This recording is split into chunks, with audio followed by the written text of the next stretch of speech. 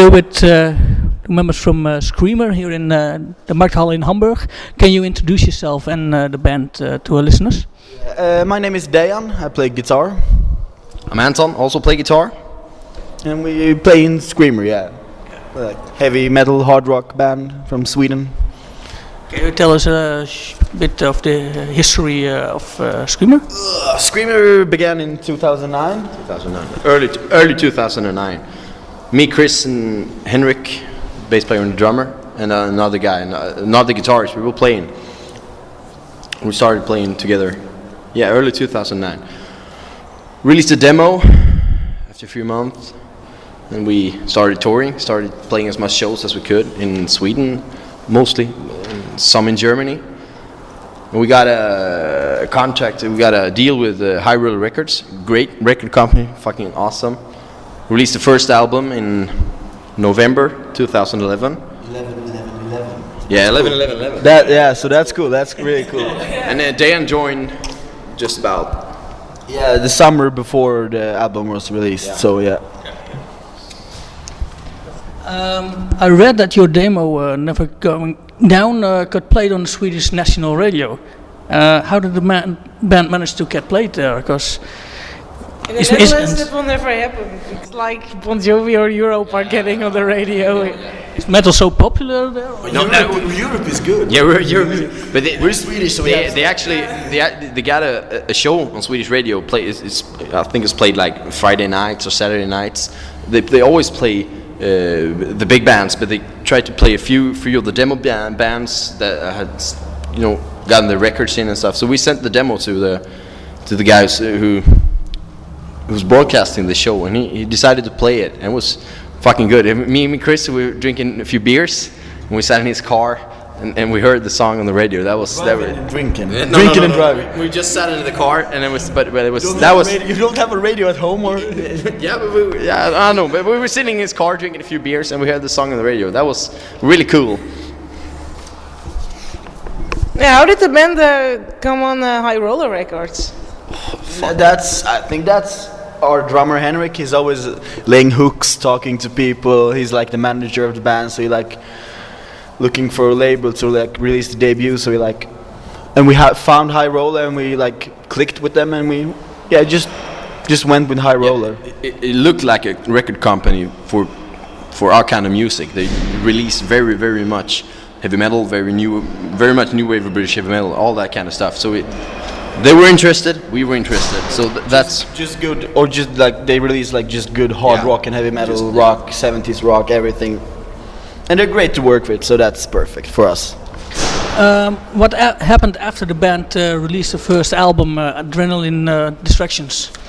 Yeah, we tried to play as much shows as we could. We did like a 5-day Swedish tour, we did a mini tour in Germany and Holland, and then we in the meantime, writing the new album Phoenix while playing 60 shows or something. Yeah, we played a lot of shows. We just tried to go on tour as much as possible in Sweden and Germany. We went to Canada. Played touring as much as we possibly could with the album. Played Muscle Rock, that was fun. That was a good show. It was a good festival. Everybody should check out Muscle Rock. Like we say in Sweden, Muskelrock. This year's lineup is a secret, so it's going to be a very big surprise for everybody who goes there. Okay. Now you've got your second album just released. It's called Phoenix. Can you tell us a bit more about it? Yeah, we did a tour with Bullet this fall, and we played all over Europe.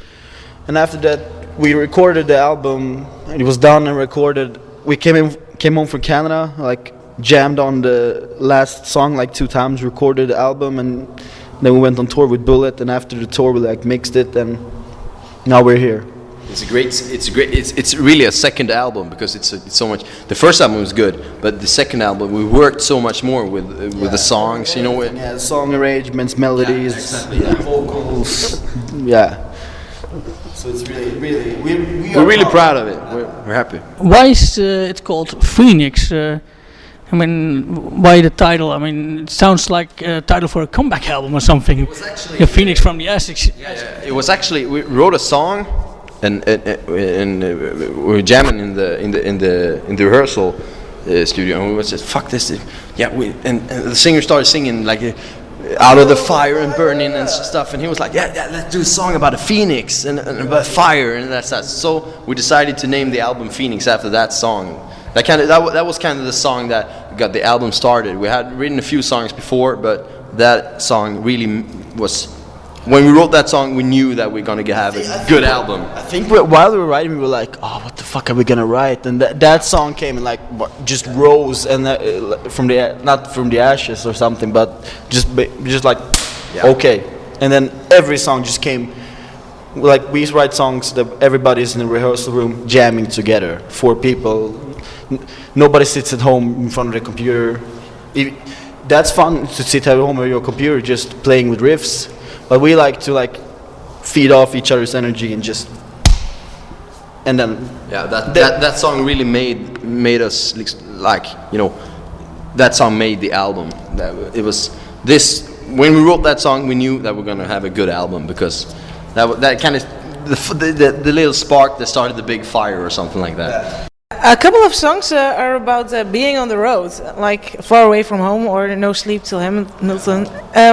You have a lot of inspiration to write when you're on the road, or is that where you get your inspiration from? I think Chris the singer writes most of the lyrics. So while we were in Canada, we told him, you have to write the lyrics. So he wrote a little bit on the road. So I think, and Canada was very fun. No Sleep to Hamilton is about the Canada trip. So Chris was really homesick. He just wanted to go home for half of the Canadian tour. So instead of going home, he just walked away from the others, and he sat down and wrote lyrics about it. So that's why they have a lot of those tour lyrics, because he wrote them on tour while being homesick. So, but No Sleep Till Hamilton is actually about when we came to Toronto. It was like, okay, we played a show, and then we're gonna go to sleep now. We have partied all night. Nowhere to sleep, so we're homeless in Toronto. It's the biggest city in Canada. We're okay, we are hobos tonight, but it's fine.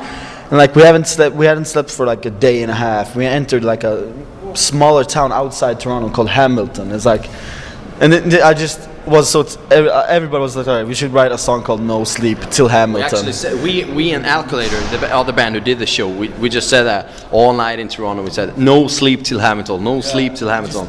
So we decided to name the song after that. And we got caught by the cops in Hamilton because sleeping in the car. You can't drink in the car in Canada. It's forbidden. You can't sleep in the car either. Yeah, if it's not. You can sleep in the car in a Walmart parking lot. The car was standing still, or The cops came with bicycles, tight pants and go to a hotel or get in jail. We was we'll go to a hotel. What this is all about? The Canadians speak. So we were okay, we're gonna go to a hotel. We paid a lot of money. I can't remember it, but it was a lot of money for sleeping 2 hours. It wasn't worth it, but it was going to jail or just check into the nearest hotel. Okay, but it was fun. It was a real adventure. Thanks a lot for the interview. One thing we always ask in the end is, do you have anything you would like to share with our listeners? Oh my God, what would you like to share with us? It would be awesome if they can come to our shows and just hang out, pick up a few beers, pick up an album, drink some beers. That would be fucking awesome.